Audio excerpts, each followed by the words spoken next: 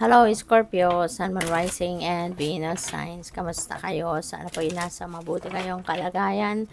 Welcome back po sa Star Tarot. Kung bago kayo rito, welcome din po kayo. Please subscribe, like, share my videos, and leave me a comment kung nakaresonate kayo. Thank you. So, first card ni Scorpio, we have Two of Cups, which is about partnership. So, po pwedeng makikipag-partner kayo rito. Po pwedeng bagong love and romantic relationship yan, kung kayo ay single pa, pwedeng merong bagong love connection dito na mabubuo. Pwede rin na you are making new friends, no, Scorpio.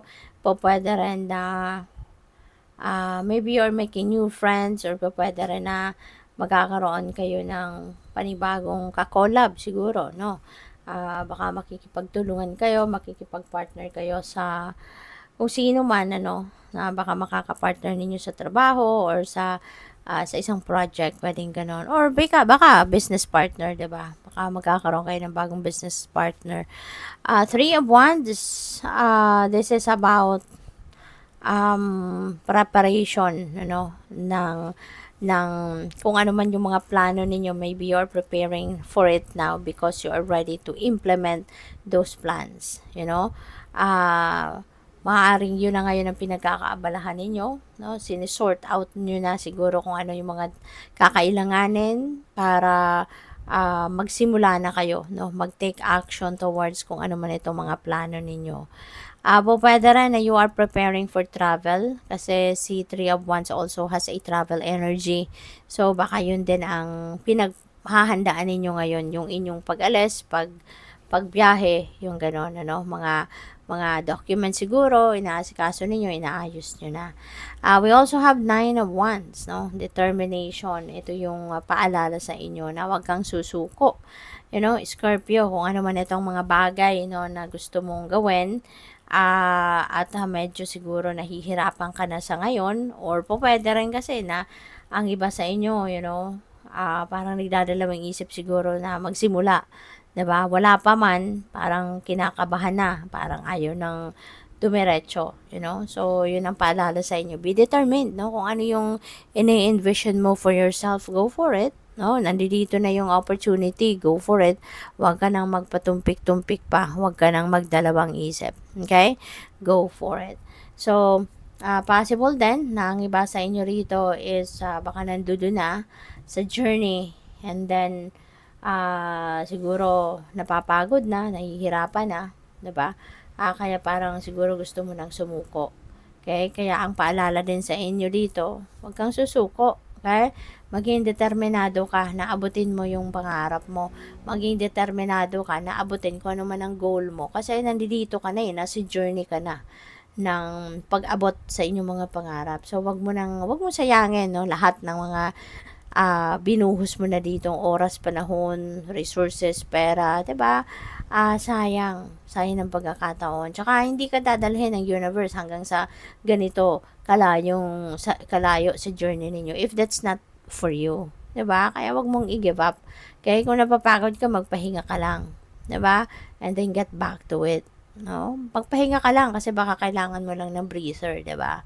So, but never give up. No, there is no reason for you to give up. Okay? Continue to be determined. Continue to focus, no? Continue to focus on your goals, all right? Para isang kembot na lang, malapit mo nang maabot kung ano man itong mga pinapangarap mo. Okay? So, what else? We have Ascension Lift. Prepare for rapid spiritual growth and be ready for opportunities. Ayan. So, maraming mga oportunidad ang dadating dito. Kaya maging handa ka for anything because there are different opportunities that might come your way sa ngayon. Ano? At kailangan physically, mentally, emotionally, and spiritually fit and ready kayo para hindi kayo mahirapan sa pagpipili siguro ng oportunidad na ito. So, we have oneness. Look for the common humanity. I invoke Lemurian light. Ayan. So, parang feeling ko dito, you are in sync with the cosmos. You are in sync with the divine. No? So, siguro, kung ano man ang iniisip ninyo rito, pinaplano ninyo rito, hindi lang ito yung para sa ikakabuti ninyo, but also something that can also help or touch other people's lives. you know, yung, kasi kung ano dito yung gusto ng divine, 'di ba, na gawin ninyo, ano yung mission ninyo, 'di ba? Feeling ko naka-align na din, no, yung inyong kalooban, naka-align na din yung inyong intentions, naka-align na din yung inyong mga plano para dito, no? Kaya feeling ko, ano 'to, kumbaga in sync kayo sa kung ano man ang gustong mangyari ng divine. So what else? We have uncored relationships. Let go now. Okay? Forgiveness is freedom. So, para kayo ay makapag-move on na sa buhay, makapagsimula na ng bagong buhay, it's about time na for you to release, diba? Release the resentments, galit, mga tampo, kung ano-ano pa. I-let go mo na yan, i-release mo na yan, at maaaring mas mabuting magpatawad ka na rin para totally wala nang makakabagabag sa loob mo, wala nang makakapagpa-worry sa inyo, and you will be, it will be easier for you to, to start a new life, diba? Kasi kapag nag-forgive ka na, yun na yun, no? You will be on the healing process, at mabilis ka ng yung parang gagaan na din ang loob mo, at makakapagsimula ka na ng bagong buhay on a clean slate. So, kasi kailangan mo nang putulin ito. Kung ano man itong klaseng relasyon na ito, whatever kind of relationship this is, no, na parang nagpapahirap na lang sa'yo, wag mo nang anuhin yan, wag mo nang i-keep sa sarili mo. No, you don't deserve it. You deserve a better life. Okay? Kaya hayaan mo na, i-release mo na yan, let go mo na yan, at mag-move on na.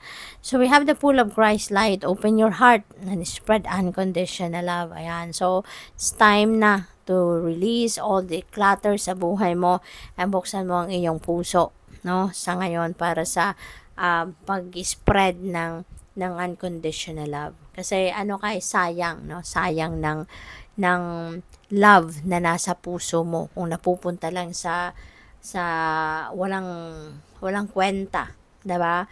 Kaya kung ano man ito na clutter sa buhay mo, 'di ba? Samalan loob lang ang dala sa'yo, you don't deserve it. Let it go. Release them. Okay? At buksan mo yung iyong puso para sa mas mabuting mas mabuting tao, para sa mas sa pagmamahal, no, sa maraming tao, no? Na yung mga taong umaasa sa iyo, mga taong nagmamahal din sa iyo, not necessarily na romantic relationship ito, 'di ba? But the love, no, for the people around you, mga kaibigan, mga kapamilya, yung gano'n, na laging nandiyan dyan anuman ang sitwasyon mo sa buhay, 'di ba? So good luck. Thank you for watching. Love and light. Namaste.